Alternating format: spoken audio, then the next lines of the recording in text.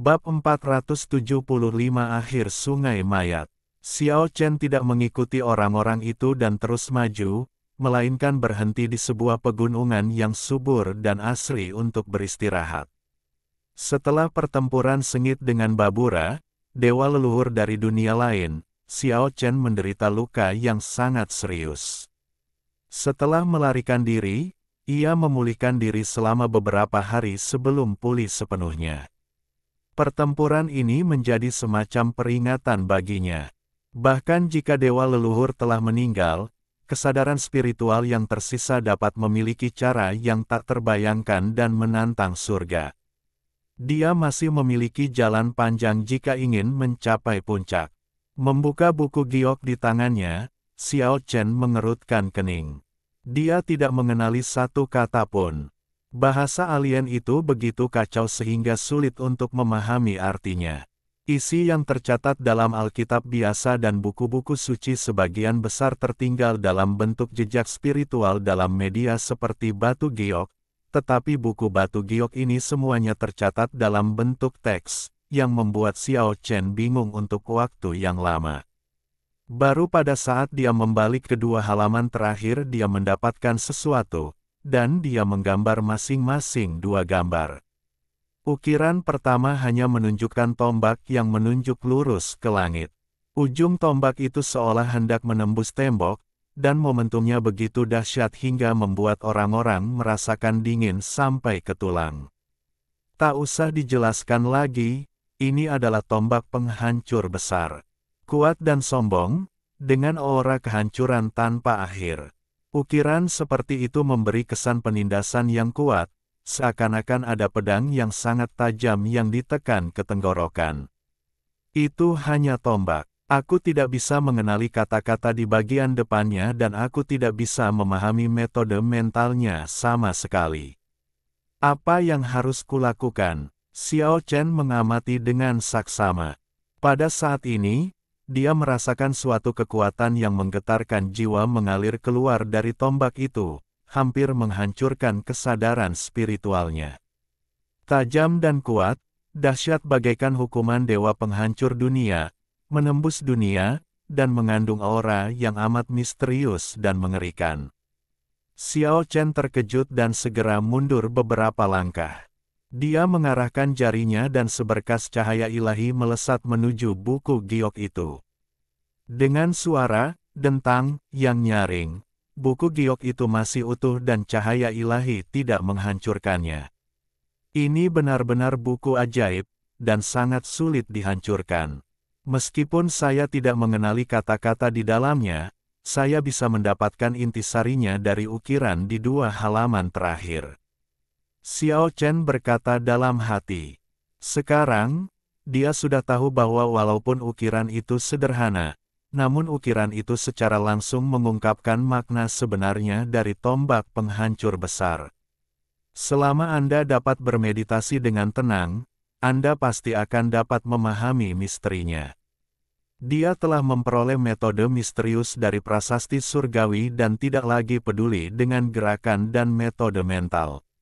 Yang penting adalah mengalami konsepsi artistik yang ingin disampaikan kitab suci tersebut. Apa yang ia butuhkan adalah inti dari tombak penghancur besar. Lagi pula, ini tidak sulit dilakukan. Tombak itu sesuai dengan namanya. Arti sebenarnya dari serangannya yang ganas dan mendominasi adalah kehancuran besar. Xiao Chen menyerang buku giok dengan kesadaran spiritualnya dan segera merasakan napas kehancuran. Arti sebenarnya dari tombak penghancur besar tampaknya menjadi nyata, menembus kehampaan dan menusuk ke arahnya. Xiao Chen meraung dan mengangkat tangan kanannya. Cahaya terang bersinar dari telapak tangan kanannya. Tombak dengan niat membunuh dan aura kehancuran tak berujung perlahan-lahan muncul. Meskipun tidak sekuat tombak di tangan Babra, tombak itu juga sangat tajam dan mengagumkan. Kalau diberi waktu, pasti akan tumbuh lebih jauh. Dikatakan bahwa jika Anda memahami satu hukum, Anda akan memahami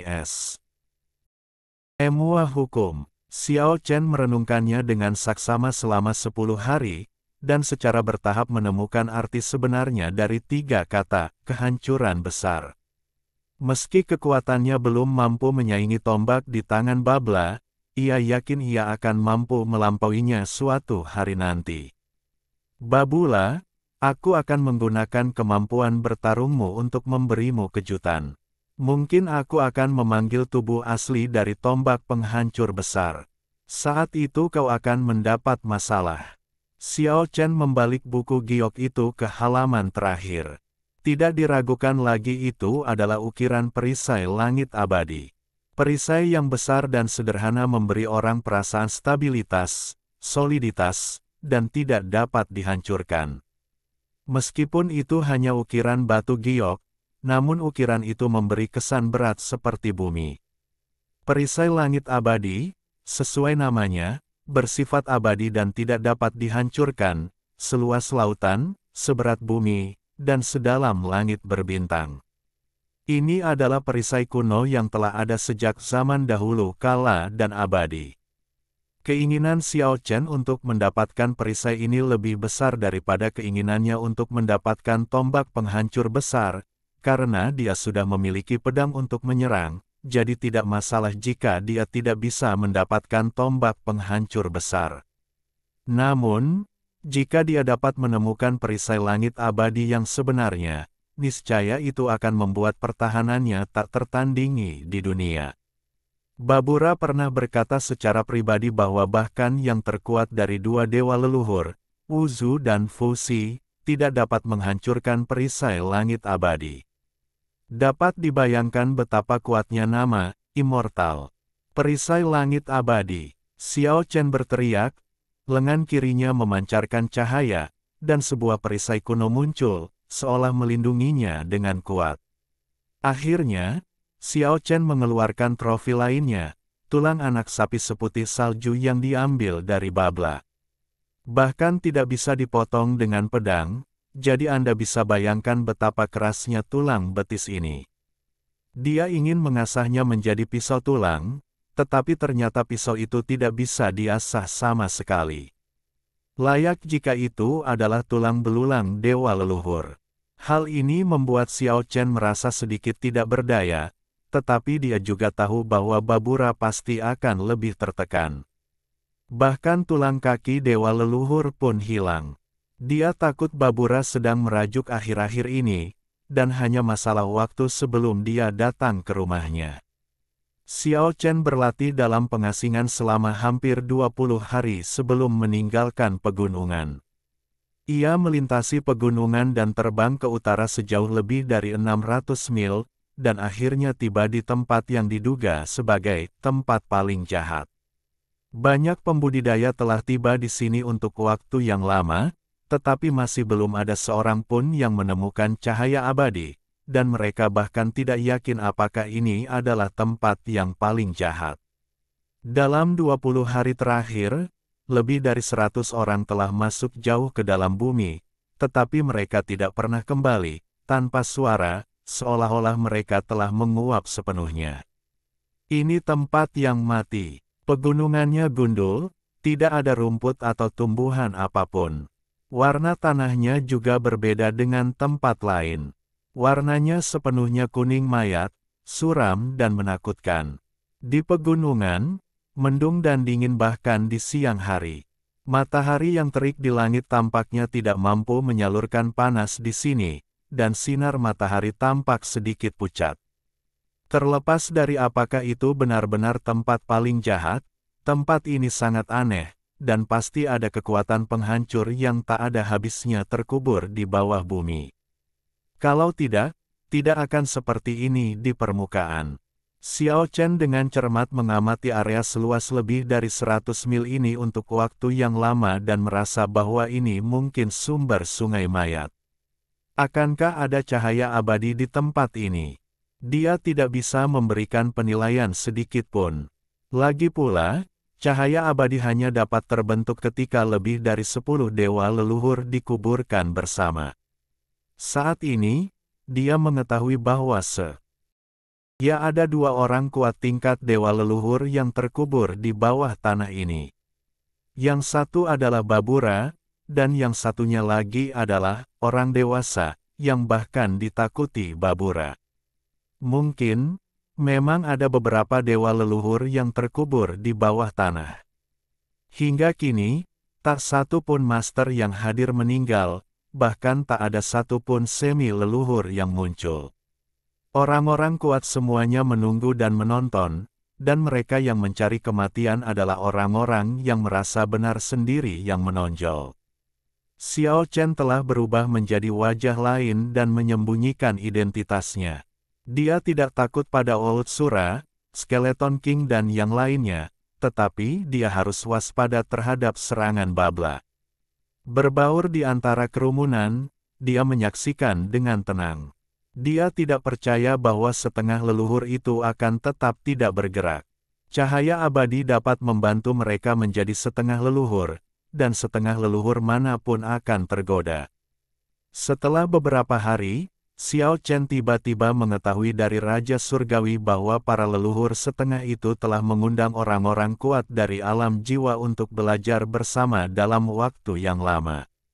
Setelah berdiskusi secara rahasia, mereka siap pergi bersama ke bawah tanah untuk mencari cahaya abadi. Dalam beberapa hari terakhir, selain diskusi rahasia, Banzu juga aktif mempersiapkan berbagai bahan untuk membentuk formasi sihir guna menyegel tempat ini. Salah satunya adalah karena alasan keselamatan. Jika terjadi perubahan mendadak di bawah tanah, Anda dapat mundur dengan cepat dengan formasi ilahi sebagai cadangan Anda. Yang kedua adalah menghalangi mereka yang datang terlambat untuk masuk dan berbagi keuntungan bawah tanah. Xiao Chen tidak terburu-buru sama sekali. Bahkan dengan cahaya abadi, akan sulit mendapatkannya. Sulit membayangkan betapa mengerikannya, orang dewasa, di ujung sungai mayat. Awalnya, Xiao Chen ingin mengingatkan para semi leluhur itu, tetapi larut malam, para semi leluhur itu sudah mengambil tindakan. Mereka muncul secara diam-diam, tanpa memberi kesempatan kepada siapapun, dan langsung membentuk formasi besar untuk mengisolasi semua orang di luar. Xiao Chen menatap formasi ilahi yang menutupi langit dan matahari dan berkata, tidak ada gunanya mencoba memperingatkanmu dengan niat baik. Jika kamu menghadapi bahaya, itu murni kesalahanmu sendiri. Ratusan spanduk tulang besar berdiri di antara gunung-gunung yang menjulang tinggi, semuanya tingginya lebih dari 100 meter.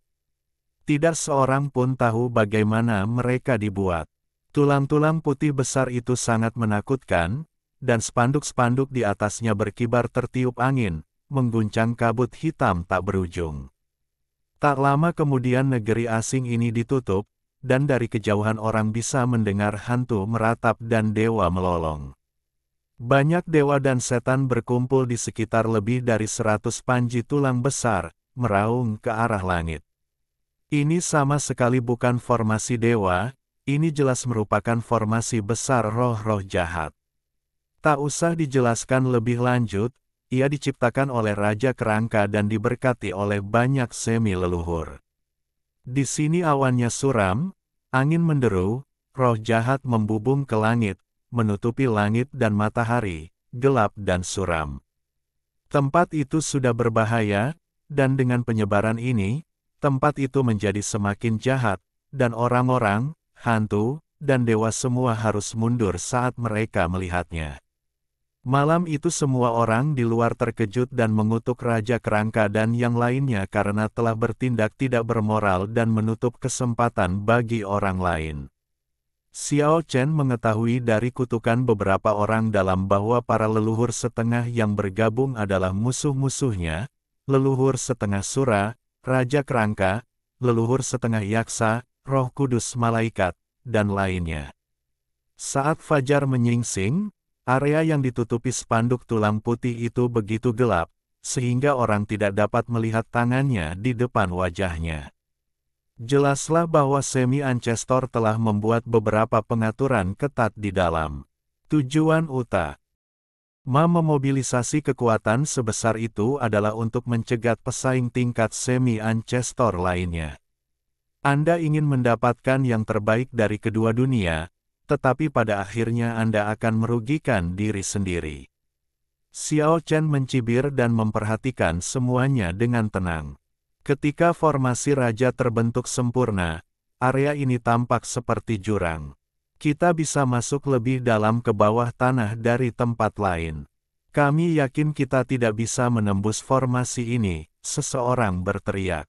Banyak orang yang langsung bereaksi, tetapi mereka kecewa karena formasi raja itu menjulang sampai ke langit dan turun ke dunia bawah, dan mustahil untuk melewatinya.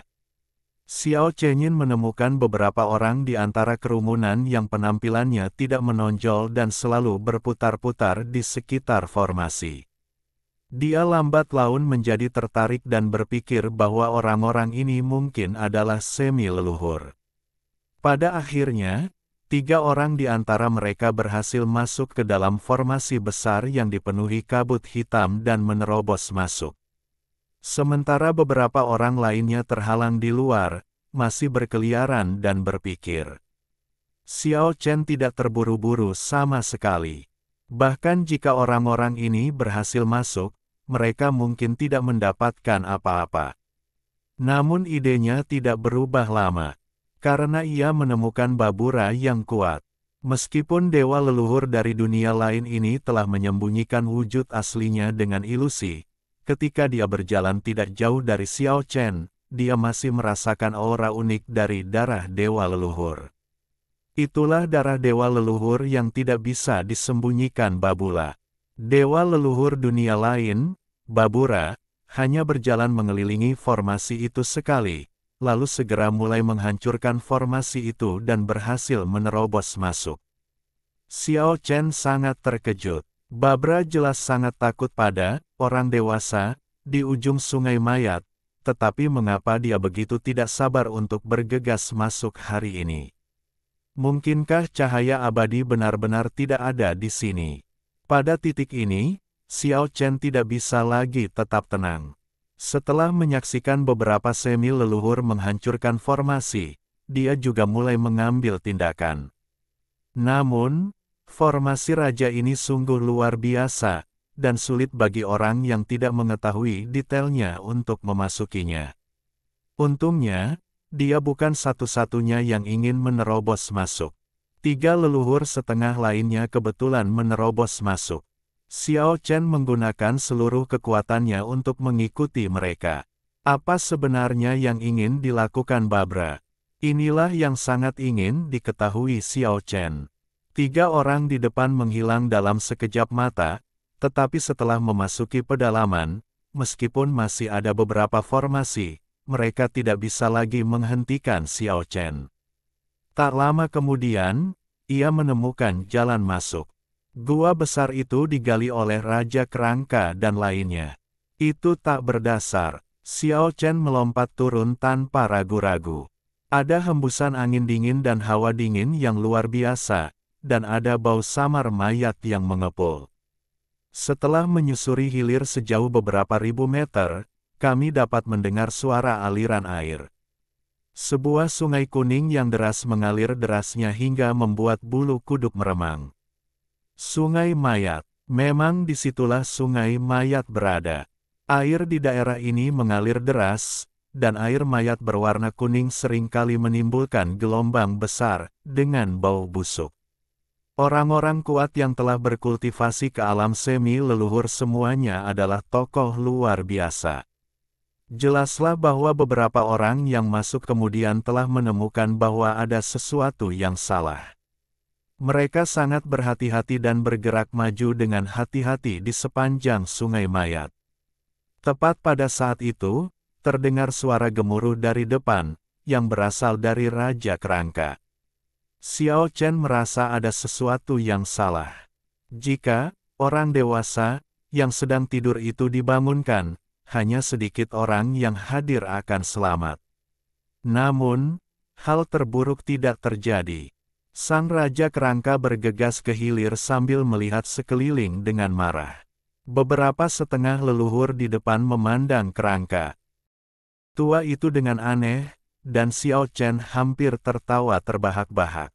Tulang betis kiri Raja Tengkorak lenyap, seolah-olah telah direnggut dengan kekuatan kasar. Apakah kau pernah melihat monster dengan 8 tombak tulang? Raja Kerangka tampak sangat muram, dan jelas terlihat bahwa dia sedang dalam suasana hati yang sangat buruk. Pada saat ini, Raja Sura dan Raja Yaksa bergegas mendekat. Tidak ada seorang pun yang bergegas keluar. Jika ada musuh yang menyergapmu, dia pasti masih di depan.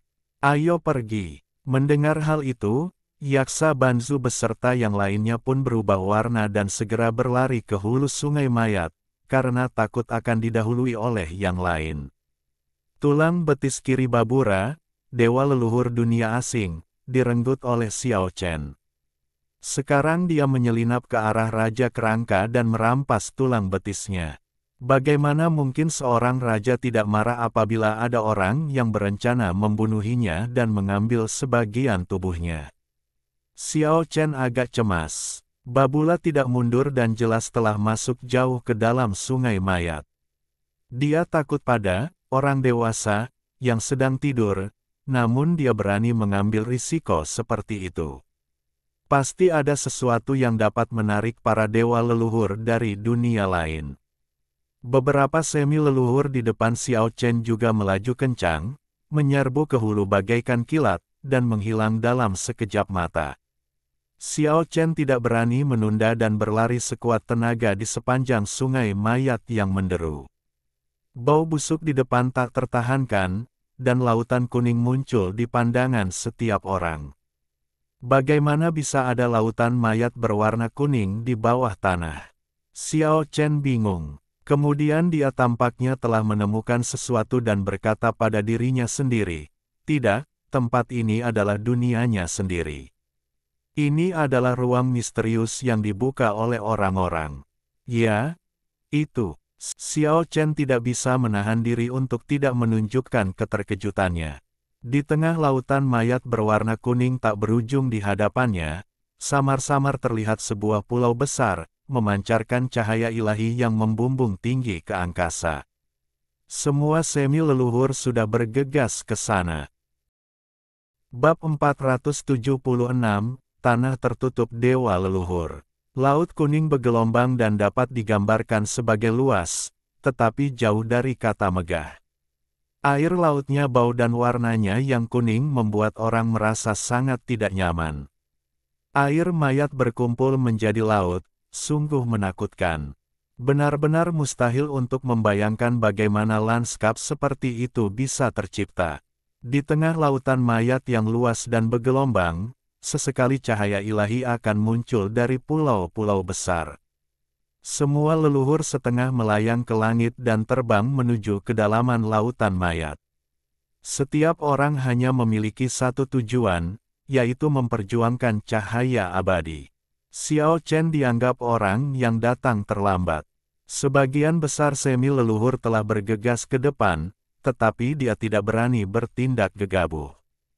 Tempat yang paling menggoda, juga merupakan tempat yang paling menakutkan. Dia selalu waspada terhadap orang dewasa, yang melakukan serangan tiba-tiba. Suara angin yang pecah terdengar lagi, dan di belakangnya muncul dua sosok setengah leluhur yang tidak dikenalnya. Setelah cukup lama mengamati di pinggir pantai, akhirnya mereka tak kuasa menahan godaan dan bergegas menuju tempat yang diduga sebagai cahaya abadi. Tiba-tiba Xiao Chen menemukan sosok yang dikenalnya. Babura, dewa leluhur dunia lain, muncul dari lautan mayat. Dia tampaknya baru saja menyelam jauh ke dalam air laut kuning yang berbau busuk. Apa yang dilakukan Babula di dalam laut? Xiao Chen menyembunyikan jejaknya dan mengamati dewa leluhur ini dari dunia lain di pesisir. Babura tampaknya sedang mencari sesuatu. Saat dia muncul dari laut, dia terus mengamati sekelilingnya dengan indera spiritualnya yang kuat, lalu tenggelam lagi ke dalam laut. Apa sebenarnya yang dicari orang ini? Melihat bahwa dewa leluhur yang kuat dari dunia lain ini tidak pergi ke pulau yang jauh di dalam lautan mayat, Xiao Chen tidak berani bertindak gegabah. Xiao Chen mengamati untuk waktu yang lama dan menemukan bahwa Babla semakin menjauh, mencari ke arah lautan mayat yang lebih dalam. Akhirnya, dia menggertakkan giginya dan tenggelam ke dalam lautan mayat, menggunakan kekuatan ilahinya untuk menghalangi air laut yang bau dan mencegah air mayat menggerogoti tubuhnya. Segera dia mengerti mengapa Babura harus muncul ke permukaan sesekali. Ada roh jahat yang mengerikan di lautan mayat, dengan kekuatan korosif yang sangat kuat yang bahkan dapat mengikis kekuatan ilahi semi leluhur. Tak heran bila monster tikus itu mengikat dirinya dengan rantai besi dan memurnikan tubuhnya di sungai mayat. Air mayat itu memang tidak biasa. Jika lautan mayat ini disebabkan oleh satu orang, itu akan terlalu mengerikan. Xiao Chen bertanya-tanya dalam hatinya. Tak lama kemudian dia menemukan sesuatu di lautan mayat. Ada banyak puing-puing di dasar laut yang bau, dan banyak sekali tembok dan reruntuhan yang rusak. Dia telah menemukan lebih dari selusin reruntuhan secara berurutan. Di masa lalu, tempat ini pastilah luar biasa. Apa yang dicari Babura dengan saksama? Mungkinkah itu tombak penghancur besar? Memikirkan hal ini, hati Xiao Chen tak kuasa menahan rasa terharu. Babura dibunuh oleh martial ancestor di bagian hilir sungai Kors. Mungkin tombak penghancur besar dan perisai langit abadinya ada di area ini. Jika memang begitu, itu masalah besar. Tak seorang pun lebih tahu daripada dia betapa mengerikannya tombak penghancur besar dan perisai langit abadi. Hanya mereka yang secara pribadi mengalami perang itu yang dapat memahaminya. Itu sudah begitu kuat sehingga Babura dapat memanggil jiwa senjata yang tidak lengkap. Akan lebih tak terbayangkan lagi jika kedua senjata leluhur itu hadir ke dunia. Xiao Chen diam-diam mengikuti Babula dan terus mencari di sungai mayat. Dalam prosesnya, dia benar-benar menyelamatkan beberapa senjata ajaib yang rusak. Yang mengejutkannya adalah salah satu di antaranya. Sebenarnya adalah harta karun spiritual yang dimurnikan oleh semi leluhur, tetapi telah terkikis hingga tak dapat dikenali lagi oleh sungai mayat.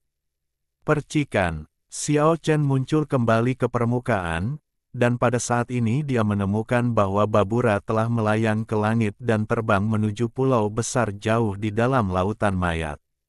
Tampaknya ia telah kehilangan kesabaran dan langsung menerjang menuju jantung lautan mayat. Jika ada yang tahu sesuatu tentang tempat ini, tidak diragukan lagi itu adalah Babula. Tak seorang pun yang mengetahui rahasianya lebih baik daripada dia. Xiao Chen memutuskan untuk mengikuti jejaknya. Barang antik tua dari dunia lain ini pasti tidak akan mencari kematiannya sendiri. Akan jauh lebih aman untuk mengikutinya daripada mengikuti leluhur tiri lainnya. Pulau besar itu terlihat sangat jauh, dan tampak lebih jauh lagi saat terbang. Tampaknya seolah-olah selalu berada di cakrawala, dan cahaya ilahi terbit dari sana dari waktu ke waktu. Mungkinkah itu benar-benar cahaya abadi? Xiao Chen juga menjadi ragu. Dengan kecepatan Xiao Chen, butuh waktu 1/4 jam penuh untuk mendekati pulau raksasa itu. Suasana sunyi menyerbu ke arahku. Pulau besar ini tampak seperti medan perang kuno, penuh dengan atmosfer pembunuhan. Tidak ada tumbuhan apapun di sana, dan cahaya ilahi berasal dari pusat pulau raksasa itu. Saat memasuki pulau raksasa itu, Anda dapat melihat tulang-tulang di mana-mana.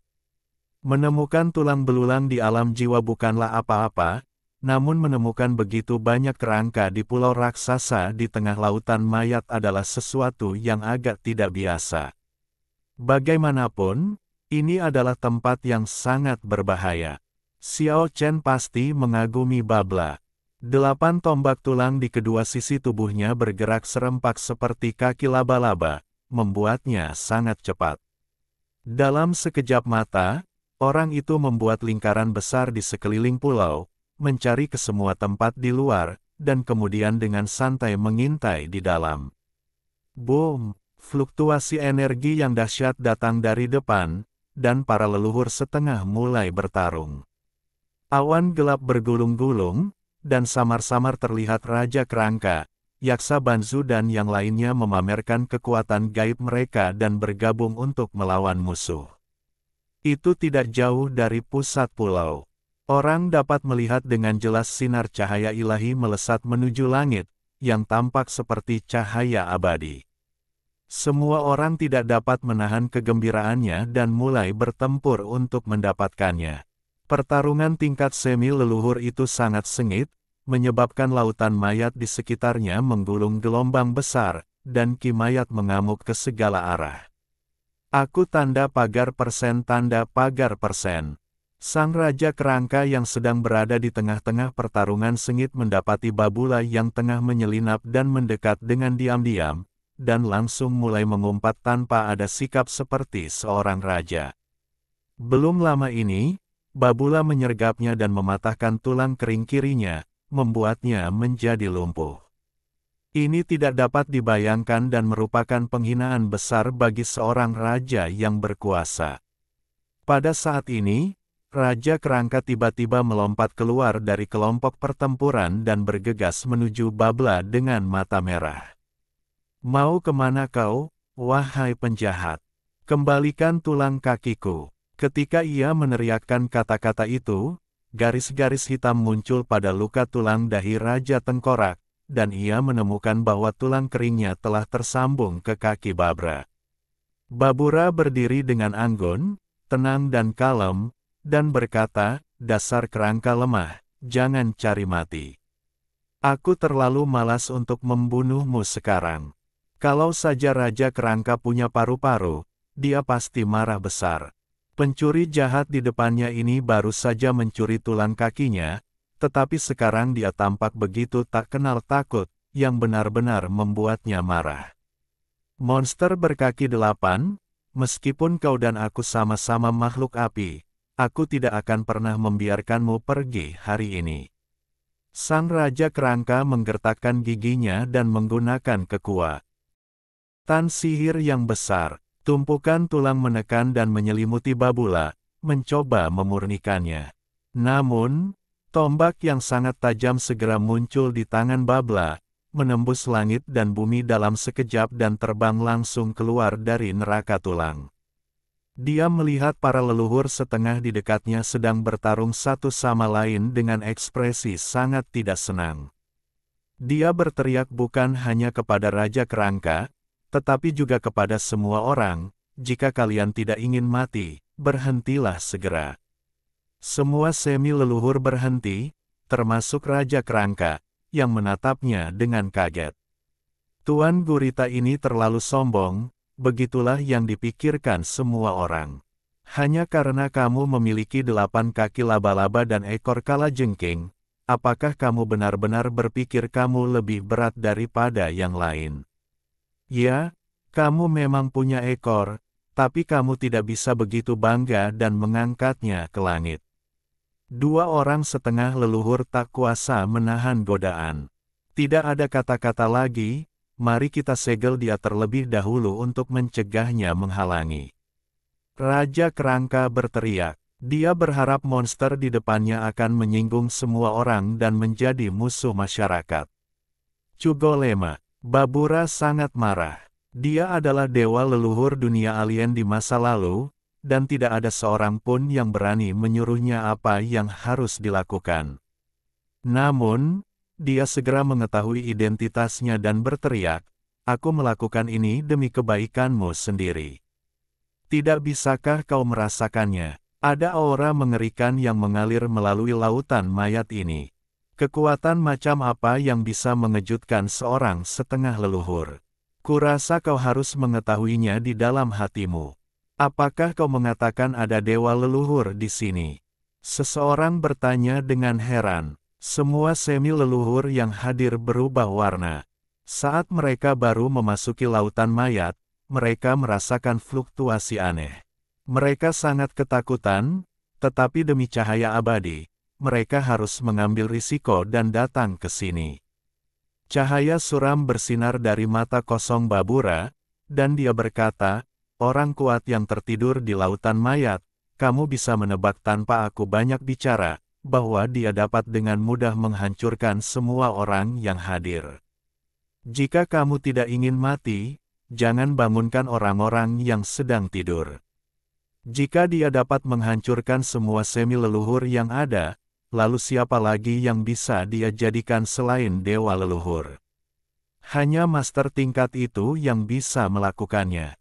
Memikirkan betapa jahatnya tempat ini dan lautan mayat, belasan orang yang hadir semuanya merasakan hawa dingin di hati mereka. Bagaimana kamu tahu hal ini?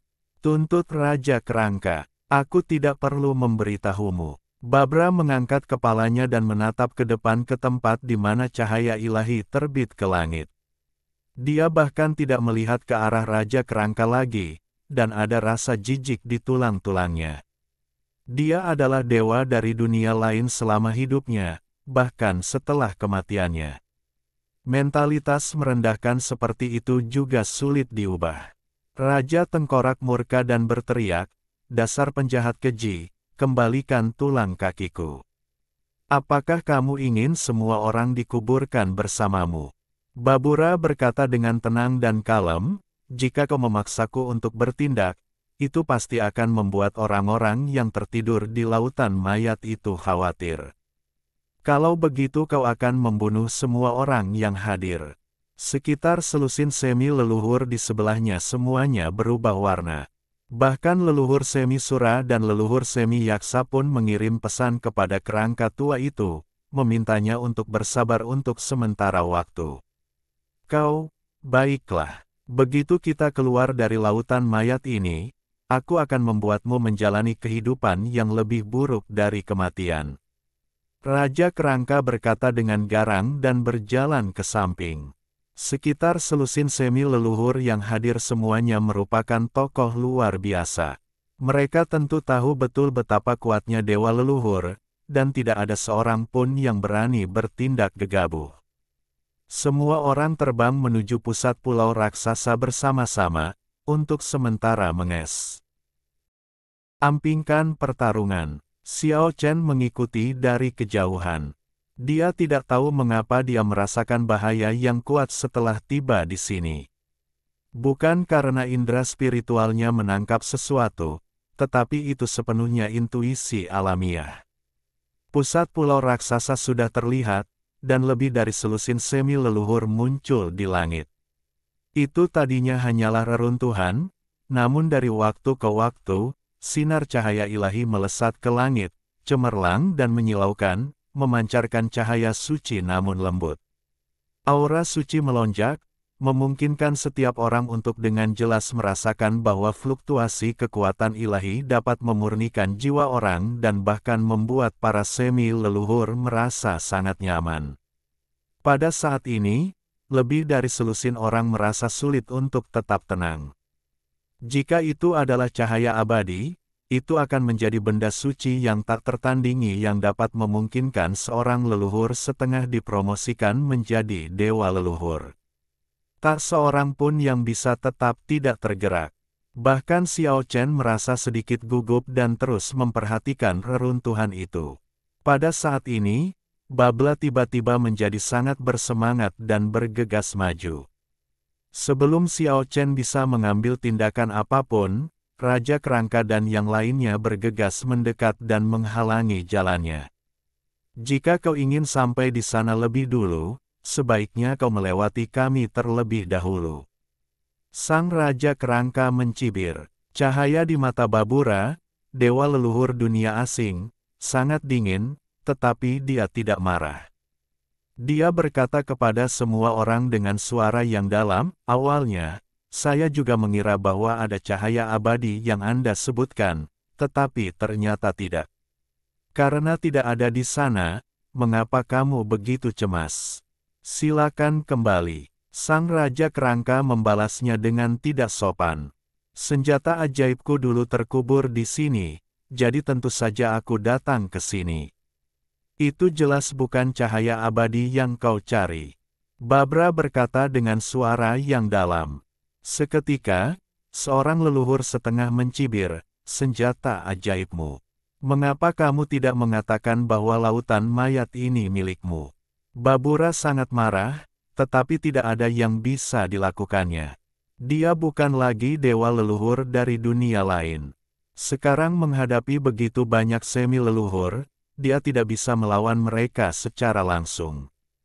Jika kau tidak percaya padaku, kau bisa menggali reruntuhannya. Pasti ada tombak di dalamnya. Dia tidak berani mengungkapkan nama tombak penghancur besar untuk menghindari menimbulkan masalah yang tidak perlu. Saat memasuki reruntuhan, beberapa semi-leluhur tidak dapat lagi menahan diri dan sangat berharap bahwa ini adalah cahaya abadi. Ledakan, semua puing di sekitarnya berterbangan ke angkasa, membersihkan seluruh bagian tengah reruntuhan. Tempat yang tertutup, siapa yang tahu sudah berapa tahun ia ada, namun segel kuatnya telah mengendur dan kekuatan sucinya mulai menghilang. Cahaya ilahi yang melesat ke langit sebenarnya adalah kekuatan yang menghancurkan segel. Ini adalah segel dewa leluhur. Lebih dari selusin setengah leluhur terkesiap. Bahkan jika kekuatan penyegelan akan runtuh, itu bukanlah sesuatu yang bisa dibuka oleh satu atau dua setengah leluhur. Apa yang ada di bawah reruntuhan yang perlu disegel oleh para dewa leluhur? Semua orang tampak bingung dan tidak ada seorang pun yang berani bertindak gegabah. Kalau ada eksistensi yang tak terbayangkan di bawah tanah dan ada roh jahat yang terlepas, pasti akan menimbulkan bencana. Benda yang disegel oleh dewa leluhur pasti bukan benda biasa. Itu benar-benar senjata ajaibku. Babula tidak dapat menahan kegembiraannya dan bergegas maju lagi. Namun, ia dihentikan oleh Raja Kerangka, yang berkata dengan dingin, "Jangan sok suci. Semua yang ada di sini tidak memiliki pemilik. Apakah segelnya harus dibuka?" Semua orang ragu-ragu. Menurutku tak apa-apa untuk membukanya dan melihatnya. Seorang leluhur setengah yang berhati-hati membersihkan debu di tanah yang disegel, menunjuk ke tanah dan berkata, "Lihat, simbol-simbol di sini. Tampaknya adalah rune dari dunia lain.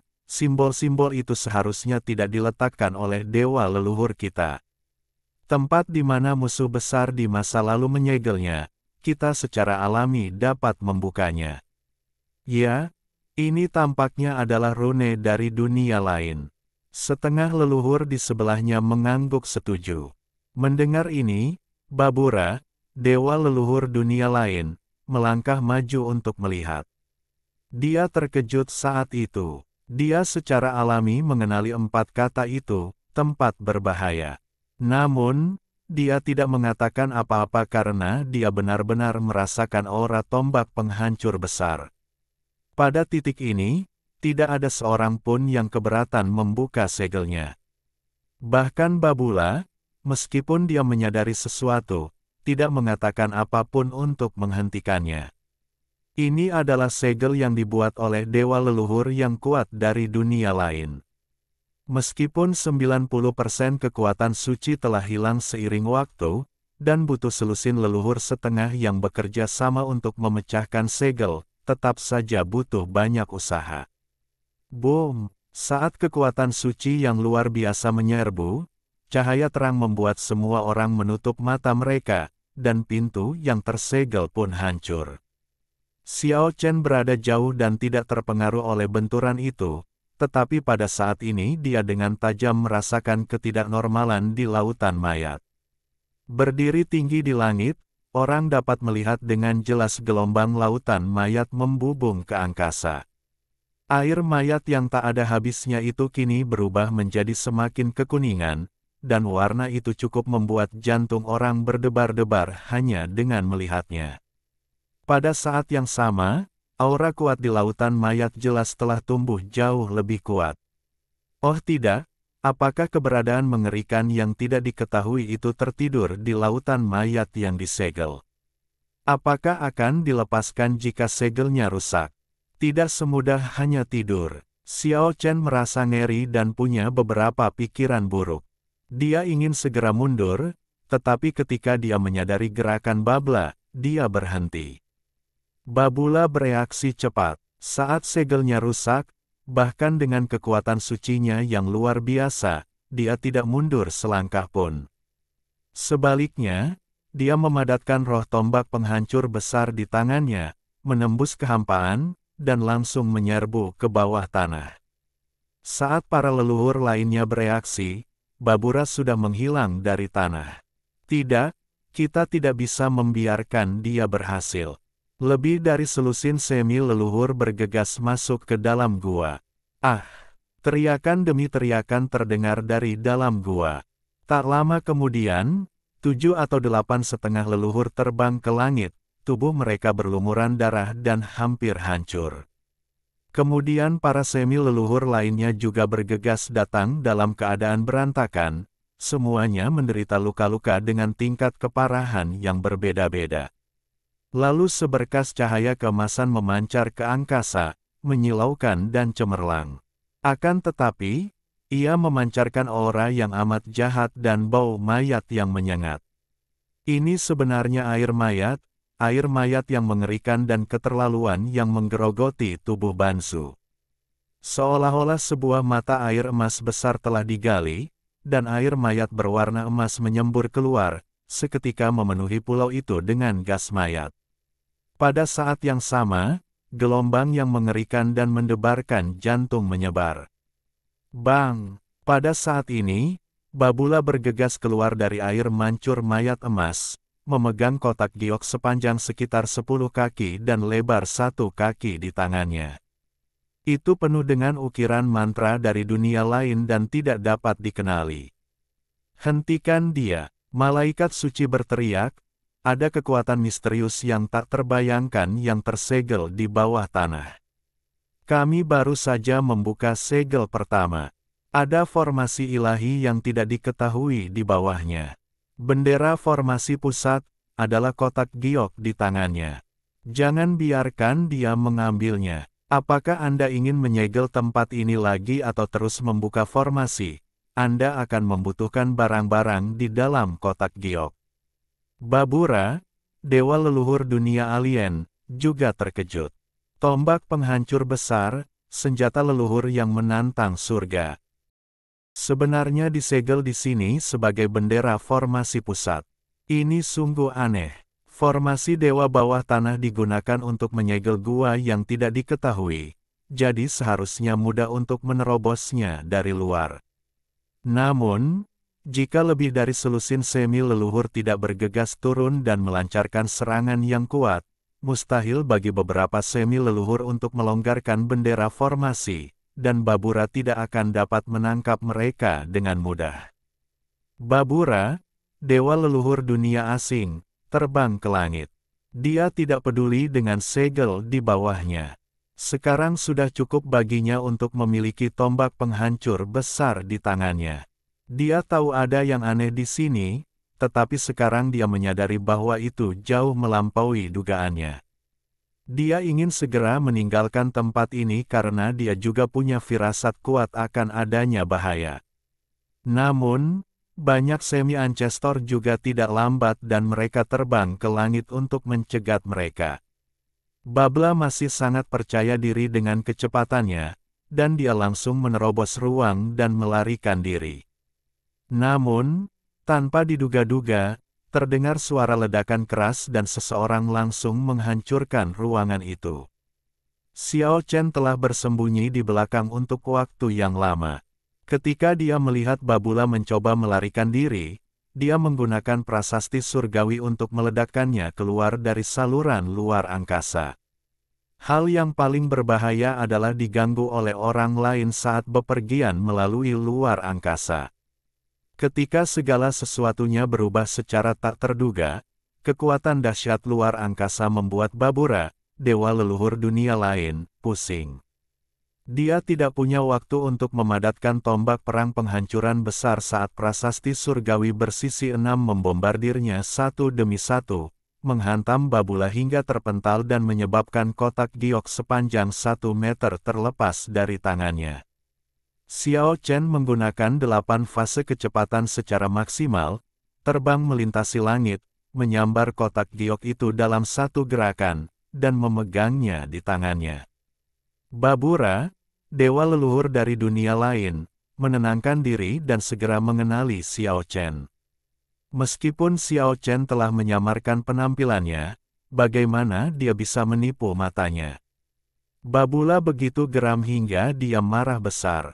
Tanpa berkata apa-apa, dia langsung menyerangnya. Xiao Chen diam-diam mengerang karena lebih dari selusin semi leluhur telah menghalangi jalannya dan jalan keluarnya terhalang. Babula, Cugelma, Xiao Chen pertama kali mengumpat di negeri asing, lalu berkata, "Kamu bertarung denganku. Apakah kamu tidak takut membangunkan keberadaan yang tertidur di lautan mayat?" Cugelma, Babula sangat marah hingga ia mengutuk, "Itu senjata ajaibku. Jika kau tidak mengembalikannya, aku akan melawanmu sampai mati." Melihat selusin atau lebih semi leluhur juga mengelilinginya, Xiao Chen tidak mengatakan apa-apa dan langsung bergegas ke kedalaman sungai mayat. Mustahil memintanya menyerahkan tombak penghancur besar.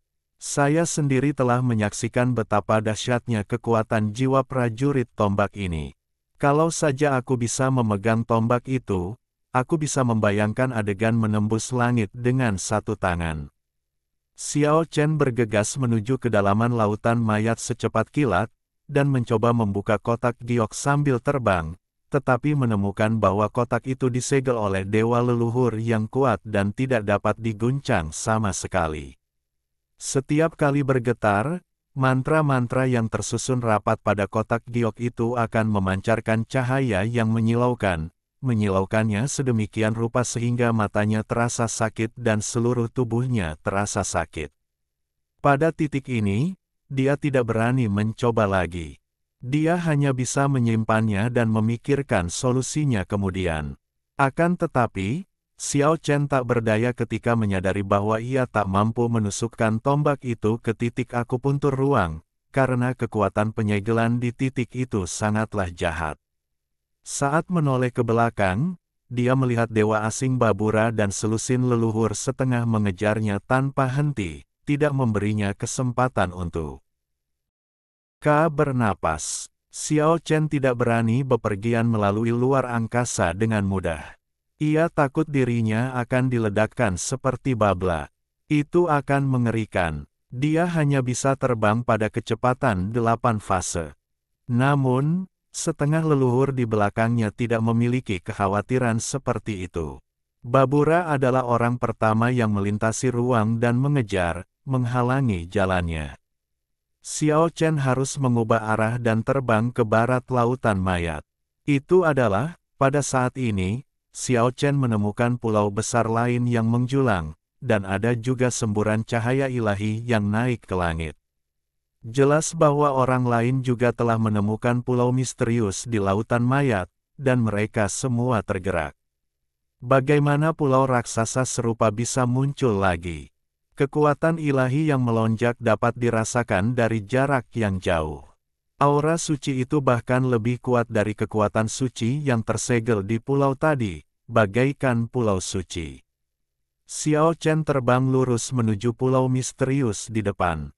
Tulang-tulang pun berserakan di tanah, tapi aura pembunuhnya tertutupi sepenuhnya oleh kekuatan suci. Cahaya di sini bahkan lebih intens, dengan sinar keberuntungan yang terus bersinar, seperti letusan gunung berapi, melesat langsung ke langit, lalu berjatuhan dari segala arah. Mungkinkah ini lokasi cahaya abadi yang sesungguhnya? Xiao Chen bingung. Namun, ia kemudian memiliki pergaulan yang buruk. Kalau dipikir-pikir berdasarkan apa yang dilihatnya di pulau pertama, tempat ini juga pasti tertutup. Apa yang akan terjadi jika rusak? Apakah itu perisai langit abadi atau senjata ajaib lainnya?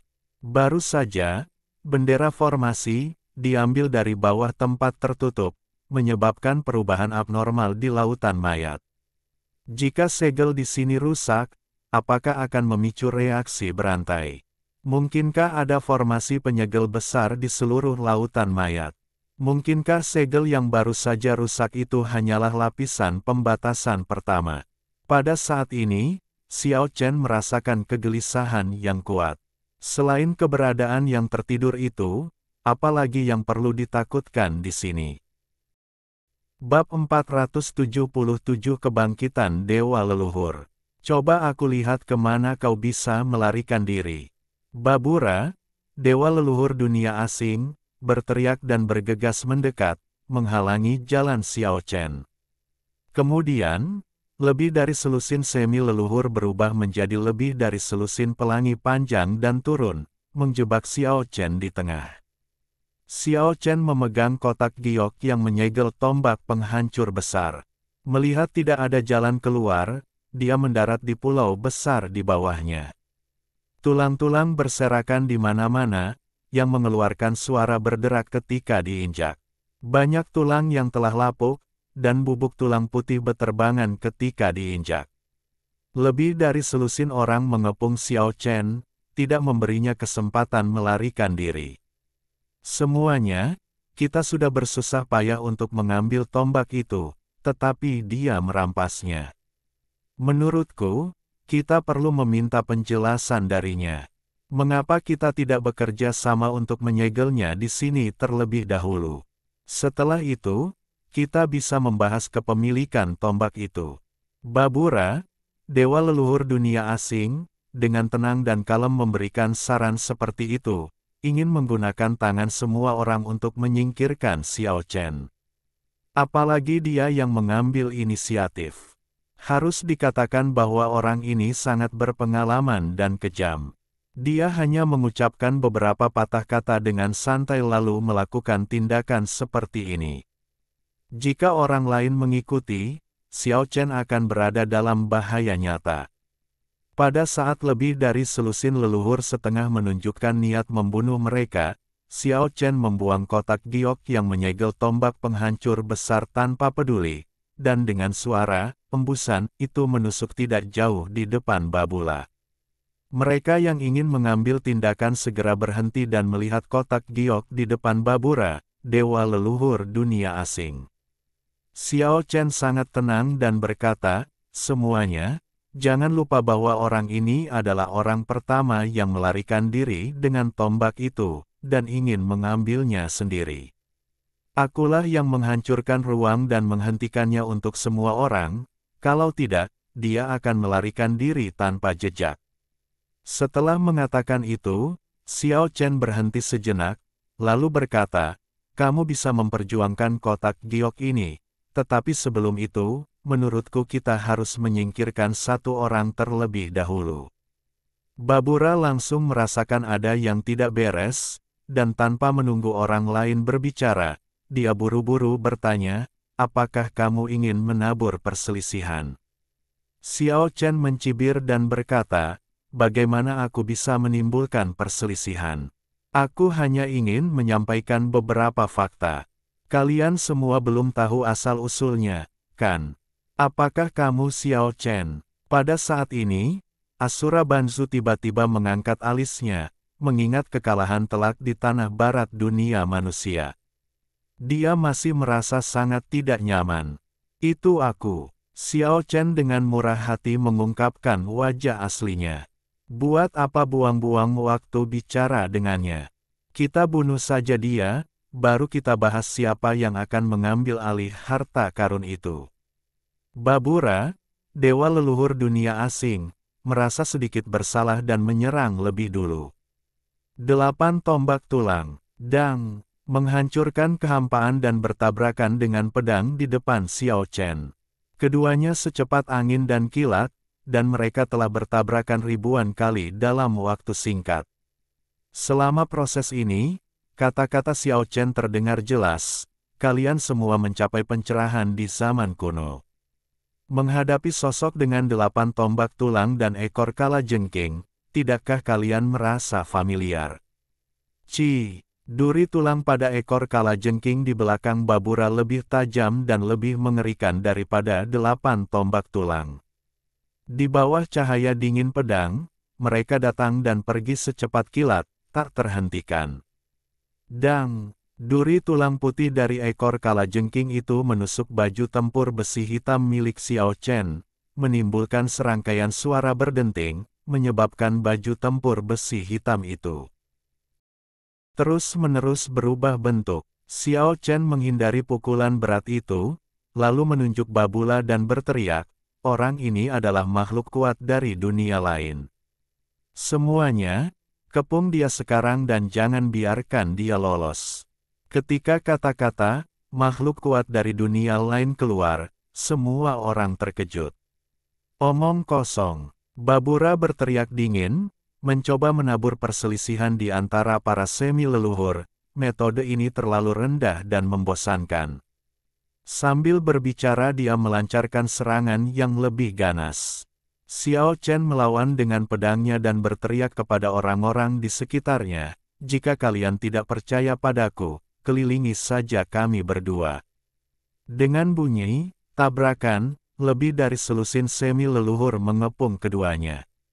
Babura, dewa leluhur dunia alien, tiba-tiba terkejut, dan dua sinar dingin keluar dari matanya yang kosong, dan dia menghentikan pertarungan untuk sementara. Sura Banzu berteriak keras, semuanya, ayo maju bersama. Tidak peduli siapa mereka, segel mereka berdua terlebih dahulu dan tangani mereka perlahan-lahan. Orang tua ini jelas-jelas punya motif egois. Dia curiga bahwa Babura adalah orang sakti dari dunia lain, dan dia pun ingin menyegel Xiao Chen. Benar sekali, mari kita tangkap mereka berdua dulu. Sang Raja Kerangka menanggapi. Kedua pria di depannya adalah musuh besarnya dan dia sangat membenci mereka. Semua orang mulai sedikit lebih mempercayai perkataan Xiao Chen, karena mereka samar-samar merasakan aura yang tidak biasa, yang terpancar dari bola darah dewa leluhur seukuran kepalan tangan di tubuh Babura, dan sulit untuk ditutup-tutupi. Xiao Chen tampak sangat serius dan mengeluarkan suara gemuruh yang menggelegar, semuanya, jangan lupakan gambaran besar demi hal-hal kecil. Orang ini benar-benar makhluk kuat dari dunia lain. Namanya Babura. Di masa lalu, dia pernah bertarung melawan dewa leluhur kita yang memegang tombak penghancur besar. Babura, apakah Babura yang dibunuh oleh Martial Ancestor? Seseorang berseru. Beberapa dari mereka pasti pernah mendengar nama Babula. Ya, Babula yang legendaris memang terlihat seperti ini. Senjatanya disebut tombak penghancur besar, yang pernah melukai Yachao dengan parah. Semua orang tampak hikmat dan mengepung tempat itu, menghalangi semua rute pelarian Babula. Tidak heran dia tahu bahwa ada tombak yang disegel di dalam kotak giok, dan mengklaim bahwa itu adalah senjata ajaibnya sebelumnya. Ternyata itu adalah Babura, dewa leluhur dari dunia lain.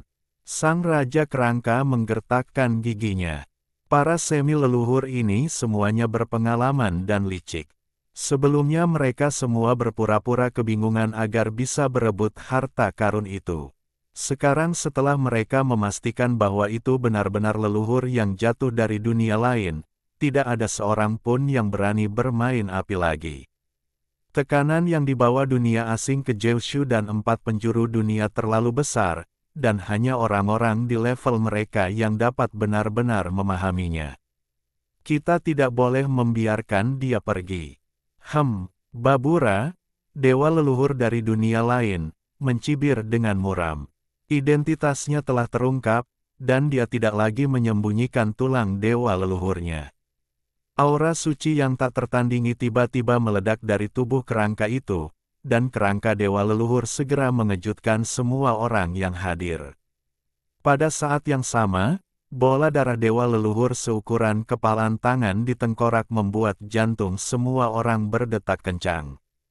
Hai semut-semut, dulu kalian hanyalah reptil yang merayap di kakiku, sekarang kalian berani melawan aku. Hanya Babula yang berani berbicara seperti ini, dan dia tidak pernah melepaskan mentalitas arogannya. Dasar laba-laba berkaki 8, kau akan mati jika kau mati, tetapi kau berani muncul lagi. Kami, leluhur bela diri, akan mengubahmu kembali menjadi debu. Tak satu pun dari semi-leluhur ini yang vegetarian. Tidak ada seorang pun yang berani tidak menghormati mereka untuk waktu yang lama. Bagaimana mungkin mereka bisa menahan amarah ketika diolok-olok oleh kesadaran spiritual yang hancur dari dewa leluhur dari dunia lain? Raja Kerangka adalah orang pertama yang bertindak, dan neraka tulang menekan ke bawah, bertabrakan dengan 8 tombak tulang dengan suara dentang. Bunuh dia. Para semi-leluhur lainnya mengambil tindakan satu demi satu. Itu adalah kejadian langka di mana semua orang memiliki kebencian yang sama terhadap musuh. Jika kau membuat keributan besar dan mengganggu orang-orang kuat yang sedang tidur di lautan mayat, kau tidak akan bisa bertahan hidup. Babura, dewa leluhur dunia alien, mencibir dan melawan serangan orang banyak. Ayo kita bertarung dengan cepat dan singkirkan dia.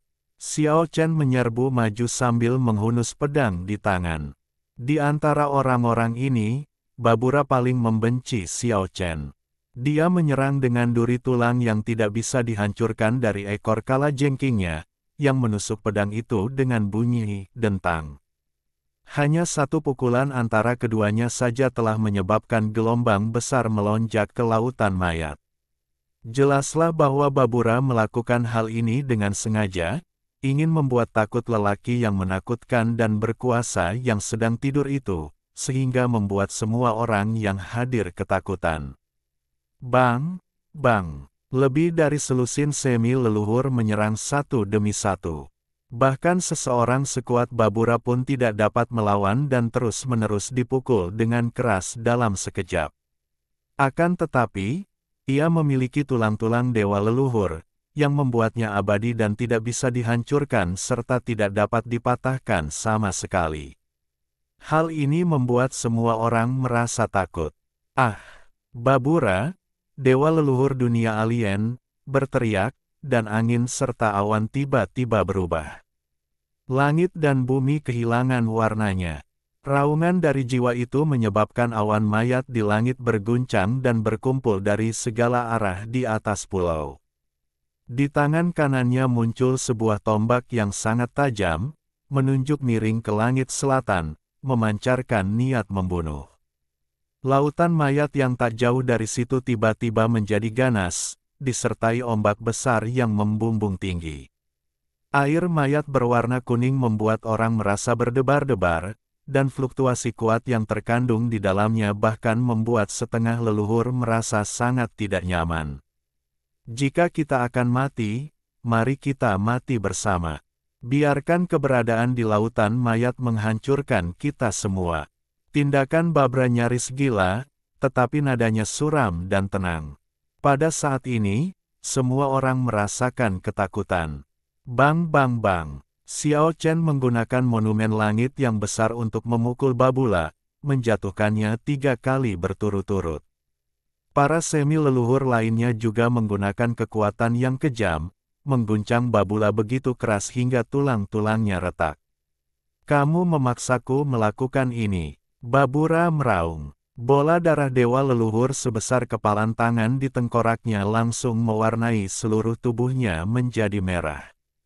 Tulang-tulang putih itu menjadi semerah batu akik merah, bening seperti kristal. Pada saat yang sama, tombak besar kehancuran di tangannya menjadi lebih nyata, dan aura mengerikan yang dipancarkannya mengguncang langit dan bumi. Boom! Pada saat ini, dia memegang tombak di satu tangan dan menyapu ke 4 arah. Jiwa prajurit tombak penghancur besar yang dapat menembus dunia tiba-tiba hancur. Kekuatan ilahi yang tak tertandingi menyapu langit dan bumi, langsung menyebabkan lautan mayat yang tidak jauh mendidih, dan cahaya ilahi yang tersisa di pulau itu menjadi lebih terang. Mari kita mati bersama. Babula sangat gila. Pada saat ini, semua orang merasakan aura yang tidak biasa tumbuh lebih kuat, seolah-olah monster besar telah terbangun di lautan mayat. Tekanan luar biasa menyelimuti semua arah, mengejutkan jiwa semi-leluhur. Babula sangat tegas. Dia kejam bukan hanya terhadap musuh-musuhnya tetapi juga terhadap dirinya sendiri, dan bersedia mati bersama musuh-musuhnya. Boom! Lautan mayat berwarna kuning. Tak terbatas itu melonjak, ombak yang besar bergulung ke angkasa, dan membubarkan awan mayat. Pada saat itu, semua orang merasakan dengungan di telinga mereka, seolah-olah sebuah palu besar telah menghantam jantung mereka, dan tubuh mereka bergetar hebat. Siapa yang mengganggu tidurku? Suara besar itu bergema di seluruh dunia, dan setiap kata bagaikan gemuruh guntur. Bukan hanya lautan mayat yang bergemuruh, tetapi darah di tubuh lebih dari selusin leluhur setengah juga mengalir deras tak terkendali. Ini mengejutkan semua orang. Pada saat ini, lebih dari selusin semi leluhur menahan napas, hati mereka dipenuhi rasa kagum. Itu benar-benar membangunkan manusia kuat yang sedang tidur, yang pastinya merupakan eksistensi di luar setengah leluhur, yang membuat semua orang sangat gugup. Hanya mata kosong Babula yang memancarkan cahaya berubah-ubah, seolah dia tengah memikirkan sesuatu. Menerobos lautan mayat dan mengganggu tidurku hanya akan menghasilkan satu hasil, yaitu kematian. Suara besar dan agung itu bergema di seluruh lautan mayat, dan langit dan bumi bergetar. Memusnahkan lebih dari selusin semi leluhur sesuka hati, cara seperti itu mengerikan hanya untuk dipikirkan, dan benar-benar ada makhluk seperti itu di lautan mayat. Pada saat ini, semua orang terdiam. Semua orang pada awalnya mengira bahwa ini adalah tempat di mana para dewa leluhur dari dunia lain disegel, dan orang-orang atau barang-barang mereka harus dikuburkan di sana. Tetapi sekarang tampaknya dugaan mereka salah.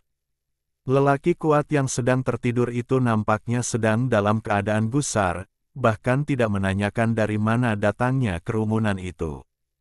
Aku memberimu kesempatan, kalau tidak aku akan memusnahkan kalian semua dari dunia ini. Suara besar itu bergema di telinga lebih dari selusin semi leluhur, mengejutkan mereka hingga darah mereka mendidih. Cabut bendera pertempuran di pulau di bawah kakimu. Hah! Setelah mendengar kalimat terakhir, lebih dari selusin semi leluhur tercengang. Mungkinkah orang kuat yang sedang tidur itu disegel? Jika demikian halnya, hal itu tidak akan menjadi ancaman apapun bagi mereka. Jangan ragukan kemampuanku. Pada saat ini, langit dan bumi di kejauhan tiba-tiba runtuh, dan jalan keluar lautan mayat langsung tertutup. Wajah semua orang menjadi pucat, karena prajurit yang tertidur itu mempunyai kemampuan yang sebanding dengan dewa leluhur. Mengapa dia membutuhkan bantuan semua orang untuk mencabut bendera formasi? Jika kau tidak ingin musnah, lakukan apa yang aku katakan, mulailah sekarang. Babura, dewa leluhur dunia alien, tidak tahu apa yang sedang dipikirkannya. Dialah orang pertama yang berjalan menuju pusat pulau raksasa itu. Belasan setengah leluhur saling berpandangan dan mengikutinya. Cahaya ilahi melesat ke langit dari pusat pulau, seolah-olah gunung berapi sedang meletus, dan cahayanya sangat cemerlang. Ledakan, Babura menebas dengan telapak tangannya dan membersihkan reruntuhan itu seluruhnya dalam sekejap. Sekarang semua orang terlalu sibuk untuk menyelesaikan masalah dengannya, dan mereka semua memikirkannya secara diam-diam. Kekuatan penyegelan di sini jelas jauh lebih kuat daripada di pulau sebelumnya, dan semua orang perlu bekerja sama lagi. Boom! Setengah menit kemudian, segel di permukaannya rusak oleh semua orang. Karena kamulah yang mencabut bendera pulau pertama, maka kamu juga harus mengurus bendera pulau ini. Raja Kerangka menatap Babra. Di bawah tatapan semua orang, Babura, dewa leluhur dunia alien, mengangguk dan berkata, "Oke." Kemudian dia menunjuk ke kotak giok yang sementara dipegang oleh Yaksa Banzu, dan berkata, "Tombak penghancur besarku tersegel di dalamnya, dan aku perlu meminjam kekuatannya. Dan, kalian semua harus membantuku." Yaksa Banzu melemparkan kotak giok itu, Babura melompat ke dalam gua, dan lebih dari selusin leluhur setengah semuanya menembak jatuh cahaya ilahi mereka. Namun, hanya seperempat jam kemudian, teriakan terdengar dari bawah. Babura, dewa leluhur dunia alien, terbang ke angkasa sambil memegang kotak giok, lalu jatuh ke tanah pulau dengan suara keras. Dia menjerit dengan sedih dan berguling-guling di tanah. Belasan semi leluhur terkejut. Pada saat ini, Babura sepenuhnya hitam. Tubuh dewa leluhur yang awalnya seputih salju kini tampak seperti ternoda tinta, dan bau busuk menguar dari tubuhnya yang hitam hangus. Di sampingnya, kotak giok yang menyegel tombak penghancur besar telah retak, dan aliran air mayat jahat yang bahkan membuat setengah leluhur merasa menyeramkan mengalir keluar. Racun mayat dewa leluhur cair. Seseorang berseru. Semua orang mundur bersamaan, sorot mata Xiao Chen berkilat dingin. Dia yakin itu memang racun dari mayat dewa leluhur, dia telah melihatnya dalam bentuk gas dengan matanya sendiri. Babura punya niat jahat. Dia menggunakan kekuatan kita untuk membantunya membuka kotak giok, dan dia ingin mengeluarkan tombak penghancur besar. Dia tidak menyangka benda itu mengandung racun dari mayat dewa leluhur. Babura, dewa leluhur dari dunia lain, hangus terbakar dan terus berguling-guling. Dia diracun sampai mati, dan bahkan darah dewa leluhur di tengkoraknya terkorosi dan tidak lagi berwarna merah cerah. Semua semi leluhur memiliki firasat menyeramkan. Racun dari mayat dewa leluhur dikatakan dapat membunuh siapapun yang berada di bawah level dewa leluhur. Semua orang sedikit takut dan mundur, takut akan terkontaminasi, meski hanya sedikit. Cugorma, ini adalah tempat mereka untuk memurnikan mayat. Babura meraung, berguling ke depan dan ke belakang, dan tampak sedih, dan meraung, rencana jahat yang kutinggalkan, tanpa diduga itu menjadi kenyataan padanya, mayatnya disempurnakan menjadi racun mayat dewa leluhur. Lautan mayat, buah mayat benar-benar disebabkan oleh korosi daging dan darahnya. Babura, dewa leluhur dari dunia lain, tampak gila, dan racun mayat dewa leluhur tidak meracuninya sampai mati. Dia merintih kesakitan, seakan-akan dia amat sedih. Semua semi leluhur merasakan hawa dingin di tulang belakang mereka. Apa yang baru saja mereka perjuangkan ternyata menjadi racun mayat yang mengerikan. Jika dibuka oleh salah satu dari mereka, akibatnya tidak terbayangkan. Memikirkannya saja membuat mereka takut. Pada saat yang sama, semua orang menebak banyak hal sekaligus. Saat itu, para dewa leluhur dari dunia lain menggunakan racun mayat mereka untuk merusak dunia keabadian. Untuk menetralkan racun, dewa leluhur Senong bahkan menghancurkan tubuhnya. Aku tidak menyangka kalau tempat di mana racun mayat dewa leluhur diekstraksi ternyata ada di sini, dan lautan mayat yang luas pun tercipta seperti ini. Xiao Chen segera memahami bahwa ruang ini, seperti reruntuhan kuno di Jiushu, adalah ruang yang dibuka oleh para dewa leluhur dari dunia lain. Di reruntuhan kuno Jiushu, banyak penguasa dari ratusan ras dipenjara dan dibunuh, dan seorang raja disegel dalam genangan darah. Ren Wairen dan Tian Waitian pernah memberitahu Xiao Chen bahwa reruntuhan kuno di Jiushu adalah tempat penting ketika dunia asing pertama kali dibuka, dan banyak eksperimen rasial yang tidak manusiawi dilakukan di sana. Tempat ini tidak diragukan lagi adalah tempat yang penting, tetapi target percobaannya bukanlah ratusan ras, tetapi orang-orang kuat tingkat dewa leluhur. Itu bahkan lebih mengerikan. Mereka memurnikan dewa leluhur mereka yang tewas dalam pertempuran menjadi racun mayat yang mengerikan, dan orang itu tampaknya adalah wanita yang disukai Babula. Retakan, tulang betis kiri Babula yang hitam langsung hancur, sedangkan tulang lainnya, meski hangus, tidak rusak. Raja kerangka dapat menumbuhkan daging dan darah, tetapi saat ini ia berada dalam kondisi tulang putih, jika tidak wajahnya pasti akan berubah menjadi hijau. Dia begitu marah hingga tidak dapat menahan diri untuk meraung. Itu adalah tulang betisnya, dan itu dihancurkan oleh racun dari mayat dewa leluhur. Mereka sangat kejam. Aku, Babula, telah memberikan kontribusi besar bagi dunia. Dulu, aku berjuang di banyak tempat, tetapi pada akhirnya, aku dilupakan. Bahkan mayat gadis yang kucintai pun berubah menjadi racun mayat. Babula, dewa leluhur dunia alien, bagaikan serigala yang terluka. Ia meraung gila ke langit, dan suara jiwanya menggetarkan lautan mayat. Dia tampak merasakan sakit yang teramat sangat. Aku tidak pernah menyangka setelah kematian, kita akan sedekat ini.